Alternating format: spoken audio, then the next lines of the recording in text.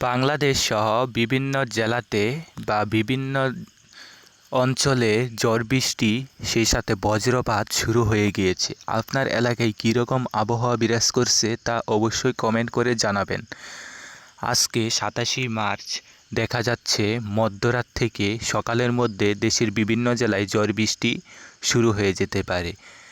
বর্তমানে দেখা যাচ্ছে সিলেট, ময়মনসিংহ, সেই সাথে রংপুরের কিছু অঞ্চল, সেই সাথে কলকাতা, এদিকে ধানবাদ, এদিকে কিছু জেলায় ঝড় বৃষ্টি শুরু হয়েছে এবং তা ক্রমান্বয়ে দুর্বল হয়ে এগোচ্ছে।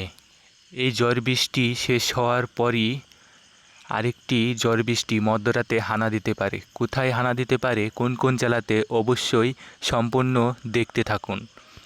তাই প্রথমেই দেখিয়ে দিই কোথায় ঝড় বৃষ্টি হচ্ছে।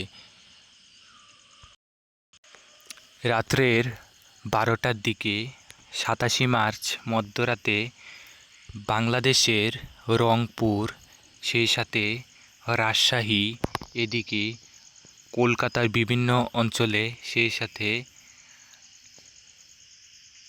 রাজশাহী, রংপুর এর আশপাশে বৃষ্টি শুরু হতে পারে। এবং যদি আরও মধ্যরাতের দিকে নিয়ে যাই, তাহলে দেখা যাচ্ছে বাংলাদেশের বিভিন্ন জেলাতে ঝড় বৃষ্টি শুরু হয়ে যেতে পারে। যেমন সিলেটের পাশে ময়মনসিংহ, এদিকে ঢাকা, এদিকে সেই সাথে রাজশাহী, এদিকে এর আশপাশে কিন্তু ঝড় বৃষ্টি শুরু হতে পারে মধ্যরাতের দিকে। এছাড়া অন্যদিকে এরকম ঝড় বৃষ্টি নাও হতে পারে। যদি একদম ভোরের দিকে নিয়ে যাই, 28 মার্চের একদম সকালের দিকে নিয়ে যাই, তাহলে দেখতে পারবো বাংলাদেশের সিলেটে মাঝারি ভারী বৃষ্টি, সেই সাথে বজ্র বৃষ্টি হতে পারে, কোথাও কোথাও শিলাবৃষ্টিও হতে পারে। সেই সাথে ভোরের দিকে কলকাতাতেও ঝড় বৃষ্টি হতে পারে।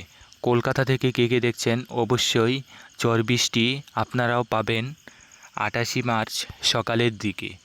সেই সাথে এদিকে ধানবাদের আশপাশেও ঝড় বৃষ্টি হতে পারে। সেই সাথে এদিকে রংপুরের কিছু অঞ্চলে, রাজশাহী, এদিকেও ঝড় বৃষ্টি হতে পারে। আমরা যদি আরও যেমন দুপুরের দিকে নিয়ে যাই, তাহলে দেখতে পারবো বাংলাদেশের পিরোজপুর, এদিকে কলকাতা, এদিকে ঢাকা, সেই সাথে কুমিল্লা, এদিকেও কিন্তু ঝড় বৃষ্টি শুরু হয়ে যেতে পারে 28 মার্চ সকাল বা বিকেলের দিকে। সেই সাথে দুপুরের দিকে যদি দেখি, তাহলে দেখতে পারবো চট্টগ্রামের দিকে ঝড় বৃষ্টি শুরু হয়ে যেতে পারে 28 মার্চ। বিভিন্ন জেলাতে কিন্তু ঝড় বৃষ্টির একটা বিরাট সম্ভাবনা দেখা যাচ্ছে।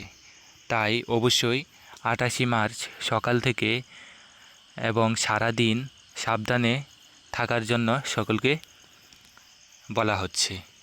আমরা যদি 28 মার্চ বিকেলের দিকে নিয়ে যাই, তাহলে দেখতে পারবো আবারও বাংলাদেশের বিভিন্ন জেলা, সিলেট হয়ে, রংপুর হয়ে, সেই সাথে কোথাও কোথাও কলকাতা, এদিকে পিরোজপুর, এদিকে রাজশাহী, বিভিন্ন জেলাতে রাজধানী ঢাকা, সেই সাথে এদিকে ধানবাদের দিকেও একটা ঝড় বৃষ্টি থাকবে। অর্থাৎ বিকেল বা রাতের দিকে যদি নিয়ে যায়, রাতের দিকে কিন্তু আবারও কলকাতাতে জোরালো বৃষ্টি, সেই সাথে পিরোজপুর, ঢাকা, এদিকে কুমিল্লা, ময়মনসিংহ, এদিকে কিন্তু ভারী বৃষ্টিপাত শুরু হবে, এরকমই বোঝা যাচ্ছে। যদি মধ্যরাতে বা যদি 9টার দিকে নিয়ে যাই বা 10টা, তাহলে দেখতে পারবো ঢাকা, রাজধানী ঢাকাতে ভারী বৃষ্টিপাত থাকবে, সেই সাথে ময়মনসিংহের দিকে বৃষ্টি থাকবে, পিরোজপুরের দিকে বৃষ্টিপাত থাকবে, কলকাতার বিভিন্ন জেলাতে কিন্তু বৃষ্টিপাত থাকবে, এদিকে কুমিল্লাতেও বৃষ্টিপাত থাকবে, সিলেটে বৃষ্টিপাত থাকবে, এরকমই দেখা যাচ্ছে। অর্থাৎ তারপরে 28 মার্চ মধ্যরাতে চট্টগ্রামের দিকে জোরালো বৃষ্টি হানা দিবে, এরকমই দেখা যাচ্ছে। অর্থাৎ আপনাদেরকে আবারও বলে দিতে চাই, 27 মার্চ মধ্যরাত থেকে 28 মার্চ মধ্যরাত পর্যন্ত একটা জোরালো বৃষ্টিপাতের কিন্তু সম্ভাবনা থাকবে, এরকমই বোঝা যাচ্ছে। তাই অবশ্যই 27 মার্চ মধ্যরাত থেকে 28 মার্চ মধ্যরাতের ভিতরে আপনারা অবশ্যই সকলেই বৃষ্টিপাত, সেই সাথে ঝড় বৃষ্টির সম্মুখীন বা ঝড় বৃষ্টির প্রভাব কিন্তু আপনারাও পাবেন। সর্বশেষ যদি আপনাদেরকে জানিয়ে দিতে চাই আজকে এবং আগামীকাল তাপমাত্রা কীরকম থাকতে পারে, তাহলে আরও বিস্তারিত বুঝতে পারবেন। বিভিন্ন জেলাতে তাপমাত্রা 1 থেকে 2 ডিগ্রি বাড়ার সম্ভাবনা রয়েছে। 28 মার্চ যদি সর্বোচ্চ তাপমাত্রা দেখি তাহলে দেখতে পারবো কলকাতাতে 30 ডিগ্রি, এদিকে ধানবাদের দিকে 2 ডিগ্রি বেশি 32 ডিগ্রি, ঢাকাতে 30 ডিগ্রি, পিরোজপুরের দিকে 29 ডিগ্রি, রাজশাহীর দিকে 38 ডিগ্রি, রংপুরে 26, সিলেটে 26। কারণ এদিকে ঝড় বৃষ্টি থাকায় ওইদিকে তাপমাত্রাতে এরকম থাকবে না। চট্টগ্রামেও তাপমাত্রা অনেকটাই কম থাকবে, এরকমই বোঝা যাচ্ছে। অর্থাৎ যে যে এলাকাতে বৃষ্টিপাত হবে না সেই এলাকাতে কিন্তু তাপমাত্রা অনেকটাই অনুভূতি হবে। তবে সব জেলাতে একবারে বৃষ্টি হানা দেবে না, এক এক জেলাতে এক এক সময় বৃষ্টি হানা দিবে। এটি হলো মার্চ থেকে এপ্রিল মাসের একটি বৃষ্টিপাতের নিয়ম। তাই অবশ্যই সারা বাংলাদেশে বা সারা কলকাতাতে একবারে বৃষ্টিপাত পাবেন না, এক এক জেলাতে এক এক সময় বৃষ্টিপাত লক্ষ্য করতে পারবেন। অবশ্যই তাপমাত্রা 1 থেকে 2 ডিগ্রি বৃদ্ধি পাবে, তবে সেটিতে এরকম কোনো গরম অনুভূতি আনবে না, স্বাভাবিকই অনুভূতি হবে, এরকমই বোঝা যাচ্ছে। তাই অবশ্যই যেহেতু বজ্র বৃষ্টির একটা সম্ভাবনা রয়েছে, বজ্রপাতের একটা বিরাট সম্ভাবনা রয়েছে, যদি আপনাদেরকে দেখাতে চাই বজ্রপাতের কীরকম একটা আশঙ্কা। যেহেতু বজ্রপাতে বাংলাদেশে সেই সাথে ভারতে কিন্তু অনেক মানুষ বজ্রপাতে মারা যায়। শেষমেশ একটু দেখিয়ে দিই, 27 মার্চ বাংলাদেশের রাজশাহীতে কিন্তু একদম মধ্যরাতে বজ্রপাতের সম্ভাবনা রয়েছে এবং পরবর্তীতে তা সিলেট, সেই সাথে সিলেটের পাশ দিয়ে কিন্তু বজ্রপাতের একটা সম্ভাবনা রয়েছে। তাই অবশ্যই সাবধানে থাকবেন।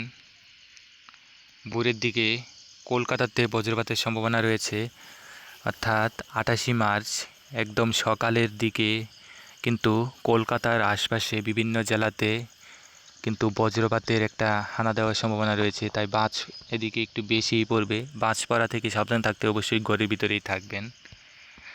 যদি পরবর্তীতে দেখি 28 মার্চ রাতের দিকে আবার কলকাতা, সেই সাথে ঢাকার কিছু অঞ্চলে বাজ পড়ার সম্ভাবনা রয়েছে, তাই অবশ্যই সাবধানে থাকবেন। চট্টগ্রামে, কুমিল্লাতে কিন্তু বাজ পড়ার সম্ভাবনা রয়েছে 28 মার্চ মধ্যরাতের দিকে, অবশ্যই সাবধানে থাকবেন। এবং কলকাতার মানুষ যারা আছেন তারাও সাবধানে থাকবেন। কালো মেঘ আসলে অবশ্যই ঘরের ভিতরে চলে যাবেন। এই সতর্কতামূলক একটা ব্যবস্থা আপনাদেরকে আগে থেকে নিজেরই নিতে হবে, তাহলেই কিন্তু বাজ পড়া থেকে রক্ষা পাবে অনেক মানুষ। অবশ্যই মেঘ দেখলেই বা মেঘে ডাকলেই অবশ্যই ঘরের ভিতরে চলে যাবেন, তাহলে বজ্রপাত থেকে বাঁচতে পারবেন। এই ছিল, ধন্যবাদ সকলকে সম্পূর্ণ আবহাওয়ার ভিডিওটি দেখার জন্য। পরবর্তী আপডেটটি পেতে সাবস্ক্রাইব করে পাশেই থাকুন, অবশ্যই একটি লাইক চাই। ধন্যবাদ।